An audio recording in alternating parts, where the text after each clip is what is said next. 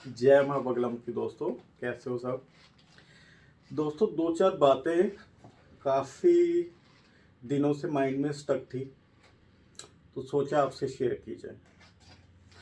आजकल good morning काफ़ी लोग करने लग गए हैं। व्हाट्सएप है, बड़ा इजी है किसी को भी मैसेज भेजना, और उसमें हम कोशिश करते हैं कि कुछ मोटिवेशन के लिए डालें, मतलब जो सामने वाला पढ़े।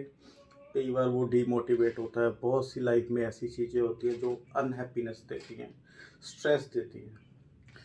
तो हमारी सबकी आपकी कोशिश यही रहती है कि एक दूसरे को मोटिवेट किया जाए। तो उस मोटिवेशन के लिए हम एक दूसरे को अच्छे अच्छे मैसेजेस भेजते हैं। अब उन मैसेजेस में कई मैसेज आते हैं कि मेहनत नहीं करोगे तो कुछ नहीं होगा, मेहनत बड़ी ज़रूरी है। बिल्कुल सही बात है, मेहनत के बिना तो कुछ भी नहीं हो सकता। बट मेहनत से भी ज़रूरी क्या है? लक। अगर मेहनत आप सही डायरेक्शन में नहीं करोगे तो कैसे कुछ होगा। बनाना अपने घर है, बना आप कुछ और रहे हो तो नहीं पॉसिबल होगा ना। मतलब जाना अपनी दिल्ली है, जहाँ आप जलंधर की तरफ रहे हो, एफर्ट तो आप जाने के लिए कर रहे हो बट सही डायरेक्शन में नहीं कर रहे, तो कैसे होगा? नहीं, नहीं हो पाएगा। तो सबसे पहले आता है डायरेक्शन, कि मेहनत जो कर रहे हैं उसको सही दिशा में किया जाए। जहाँ कोई इंसान हमें गाइड करे कि हमारे लिए सही और गलत है क्या, इसलिए हम उस दिशा में मेहनत करें। जो सही है, जो गलत है उस लाइन को छोड़ दिया जाए। तो मेहनत से भी ज़रूरी है लक। लक से ही आप अच्छे इंसान से मिल पाओगे, लक से ही आपको अच्छी डायरेक्शन मिल पाएगी, लक से ही आपको मेहनत का फल मिलेगा। एक घर बनता है, घर बनाने में एक तो जो घर बनवा रहा है, उसके बाद आ जाता है आर्किटेक्ट, उसके बाद आ जाते हैं ठेकेदार, उसके बाद आ जाती है लेबर। एक्चुअली घर बनाने के लिए जो ज़रूरत है वो होती है लेबर की। आर्किटेक्ट के बिना घर बन सकता है, ठेकेदार के बिना घर बन सकता है, लेबर के बिना घर नहीं बन सकता। बट सबसे कम पैसे किसको मिलते हैं? आप बताओ। सबसे कम पैसे किसको मिलते हैं? लेबर को। क्यों? जबकि घर तो वही बनवा रहे, उसके बिना तो घर बन ही नहीं सकता। कैसे बनेगा उस लेबर के बिना घर? तो ऐसा कुछ नहीं होता कि जो ज़्यादा मेहनत करता है उसको ज़्यादा फल मिलता है। जो स्मार्ट वर्क करता है, जो मेहनत सही डायरेक्शन में करता है, उसको ज़्यादा फल मिलता है। तो दोस्तों, ये चीज़ ना दिमाग में थोड़ा सा कन्फ्यूजन है, इन चीज़ों को ठीक करेंगे तो लाइफ में बहुत कामयाब रहेंगे। उसके बाद एक और मैसेज आ जाता है। मैसेज क्या है? कि भैया, जिनके हाथ नहीं होते किस्मत उनकी भी होती है। बिल्कुल सही बात है, क्यों नहीं होती? किस्मत तो इंसान के माथे पे लिखी होती है, और जो कोई सही इंसान है वो आपका माथा पढ़ के बता सकता है कि भैया आप में कितनी पोटेंशियल है, कहाँ तक जाओगे। इसका मतलब कि आप आज तक किसी सही एस्ट्रोलॉजर से, किसी सही ज्योतिषाचार्य से मिले ही नहीं हो जिसको हाथों की ज़रूरत पड़ी है देखने के लिए। किस्मत आपका फेस, आपका माथा ही बता देता है। वो बच्चे के पालने के पैर बता देते हैं कि उसने किस डायरेक्शन में जाना है। अगर उसकी माँ समझदार हो तो वो जान सकती है। हाँ, अगर माँ ही ना समझ है तो क्या कह सकते हैं। तो ऐसा कुछ नहीं होता। और जिनके हाथ होते हैं बाद में कट जाते हैं, तो हाथों में कभी तो किस्मत लिखी होगी। तो ये मैसेज कुछ अटपटा सा लगता है, मतलब जहाँ तो कुछ लोग थोड़ा जेलस फैक्टर हो जाता है एस्ट्रोलॉजी से, इसलिए ऐसा लिख सकते हैं। बट मेरे को कभी ये मैसेज बहुत अच्छा लगा नहीं है। उसका रीज़न यही है कि जो किस्मत होती है वो हाथों में नहीं होती। किस्मत आपके माथे पे, आपके फेस पे, आपकी बॉडी लैंग्वेज पे। जो समुद्रिक शास्त्र है ना, वो पूरी बॉडी का ध्यान करता है, सिर्फ हाथों का ध्यान नहीं करता। और कुछ लोगों में ऐसी मतलब सोच है कि हाथों में ही सारी किस्मत होती है। ऐसा कुछ नहीं होता। आपके फेस का हर एक पार्ट, आपकी बॉडी का हर एक पार्ट आपकी किस्मत को दर्शा सकता है, अगर सामने वाला देखने वाला हो तो। डिपेंड करता है।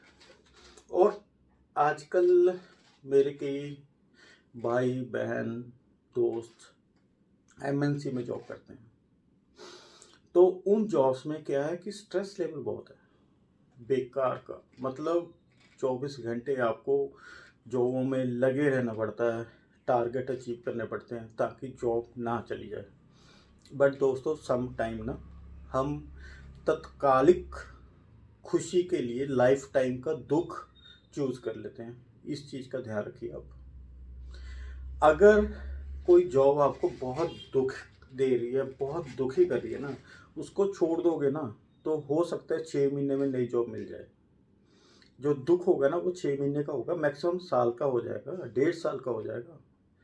बट अगर वही जॉब करते रहोगे ना तो वो जो दुख है ना वो लाइफ टाइम का हो जाएगा। ऐसा ही बिजनेस में कुछ ऐसे लोग हैं जो बिजनेस कर रहे हैं, सालों से घाटे में ही जा रहे हैं, बट वो लोग एफर्ट्स नहीं छोड़ना चाह रहे। बट ऐसा नहीं होता, हो सकता है आपके एफर्ट्स गलत डायरेक्शन में हो रहे हैं, उन चीज़ों को देखना पड़ता है। अगर एफर्ट्स सही डायरेक्शन में हो रहे हैं तो इतने सालों में लॉस आने का कोई मतलब नहीं है। तो थोड़ा सा ध्यान रखिए और आज की खुशी के लिए सारा फ्यूचर अंधेर में नहीं करिए। अगर आपको लगता है थोड़े से स्ट्रांग बनिए, अंदर से थोड़ी मोटिवेशन लेके आइए, थोड़ी पावर लेके आइए। अगर आपको लगता है कि इस जॉब को छोड़ के आप सुख हो सकते हो, अच्छे रह सकते हो, लाइफ में कामयाब हो सकते हो, तो डेफिनेटली आप चूज़ कर लीजिए। भगवान आपका साथ देगा, डेफिनेटली देगा।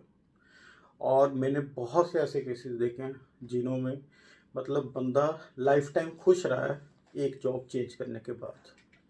उसके बाद आजकल तो इतने महापुरुष आ गए हैं, मतलब बात ही ख़त्म हो गई। अब मैं अपने मुंह से बोलूं तो बहुत छोटी सी बातें हैं। मतलब ऐसे ऐसे लोग बात क्या कर रहे हैं कि हमने सिद्धि कर ली है। भैया सिद्धि, जिनकी घर में कदर नहीं है, जिनको घर के लोग इज्जत नहीं दे रहे, वो लोग पब्लिक में प्रचार कर रहे हैं कि वो सिद्ध पुरुष है, उन्होंने सिद्धि की हुई है। भैया आप करते क्या हो? जी मैं तो जी पेशे से अकाउंटेंट हूँ, एडवोकेट हूँ, बट साथ में बगलामुखी सिद्धि भी कर ली है, ये सिद्धि कर ली है, वो सिद्धि। ऐसे कैसे पॉसिबल हो सकता है? एक दुनियादारी बंदा जिसको रोज का रोज खाने के लिए मेहनत करनी पड़ती है, वो सिद्धि भी कर लेता है बिना कोई खास एफर्ट किए, और लोगों में ऐसे प्रचार भी कर रहे हैं। तो मेरा कहने का मतलब एक ही है कि ऐसे पखंडियों से थोड़ा बच के चलिए, क्योंकि ये वो लोग हैं जो आपको मिसगाइड करते हैं। और ऐसे मैसेजेस बनाने का रीज़न यही होता है कि बहुत से ऐसे भाई बंधु ऐसे लोगों के चक्कर में फंस जाते हैं। उसके बाद वो फिर ऐसे मैसेजेस बनाने लग जाते हैं जो एस्ट्रोलॉजी के अगेंस्ट हैं, जहाँ मतलब हमारे रिलीजन के अगेंस्ट हैं। उनको ऐसे लगता है कि इस धर्म में सिर्फ बुराई है, अच्छाई नहीं है। ऐसा कुछ नहीं होता। धर्म सबसे प्राचीन है सनातन धर्म, और सारे धर्म इसी में से निकले हैं। सारे एक एक एक एक एक एक पार्ट है, शाख है।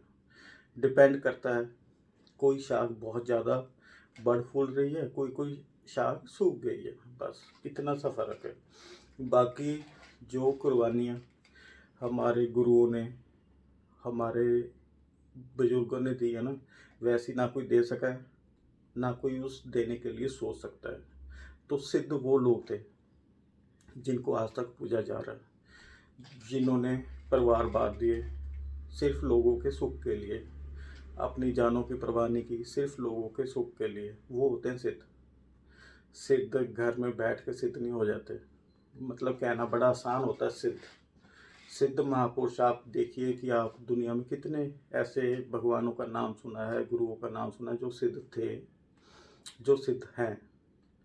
तो ऐसे पखंडियों से बचें जो घर बैठे बोल रहे हैं कि हम सिद्ध हैं, हम भगवान बन गए। अरे भैया माफ़ कर दो, ऐसे लोगों से हाथ जोड़ के माफ़ी मांगिए, रास्ता चेंज कर लीजिए, क्योंकि बहुत ही भयानक रास्ते की तरफ आपको लेके जाने वाले ये लोग हैं। तो इतना ही कहते हुए आपसे आज्ञा लेते हैं। होप आपको ये चीज़ें अच्छी लगे, और अगर नहीं समझ आएंगी तो आप मैसेज कर सकते हो। आपका अपना एस्ट्रो किंग कभी। जय मां बगला मुखी।